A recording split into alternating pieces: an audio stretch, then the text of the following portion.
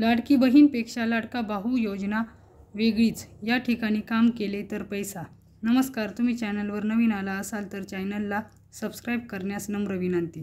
चला तर मग बघूया नवीन काय विशेष। राज्यात सध्या 2 योजनांची चर्चा होत आहे, मुख्यमंत्री लाडकी बहीण योजना आणि दुसरी लाडका भाऊ योजना। लाडकी बहीण योजनेमुळे अर्धी लोकसंख्या असलेल्या महिलांना राज्य सरकारने खुश करण्याचा प्रयत्न केला। त्यानंतर युवा वर्गाला समोर ठेवून लाडका भाऊ योजना आणली, परंतु लाडका भाऊ योजना खूपच वेगळी आहे।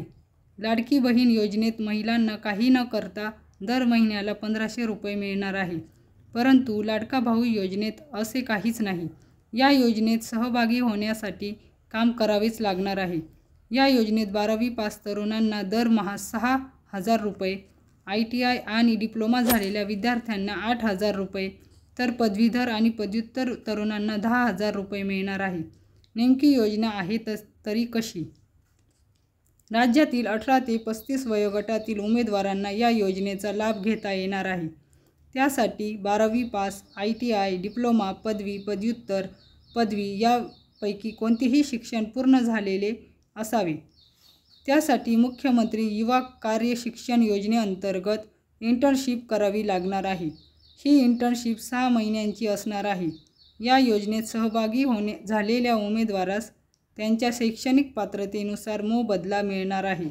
हा निधी सरळ त्यांच्या खात्यात जमा होणार आहे।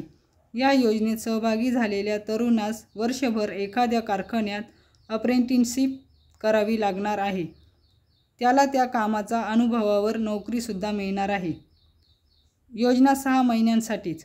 शासनाच्या या योजनेमुळे उद्योजक, खाजगी क्षेत्रातील आस्थापन, सेवा क्षेत्र केंद्र व राज्य शासनाच्या शासकीय, निमशासकीय आस्थापनांना मनुष्यबळ उपलब्ध होणार आहे। या योजनेसाठी 5500 कोटी रुपयांची तरतूद करण्यात आलेली आहे। योजनेसाठी rozgarmahaswayam.government.in या संकेतस्थळावर अर्ज करणे आवश्यक आहे। ही योजना फक्त 6 महिन्यांसाठी आहे। 6 महिन्यांचे प्रशिक्षण पूर्ण झाल्यावर त्यांना अनुभवाचे प्रमाणपत्र मिळेल। तसेच कंपनीला योग्य वाटल्यास त्या ठिकाणी नोकरी मिळणार आहे। योजनेची वैशिष्ट्ये काय?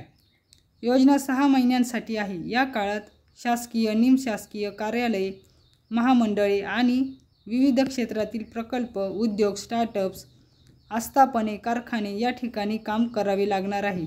योजनेसाठी संकेतस्थळावर नाव नोंदवावे लागणार आहे। दरवर्षी 10 लाख जणांना या योजनेत संधी मिळणार आहे। प्रत्येक ग्रामपंचायतीसाठी 1 आणि शहरी भागात 5000 लोकसंख्येसाठी 1 असे एकूण 50000 योजनादूत यासाठी नियुक्त केले जाणार आहेत। धन्यवाद।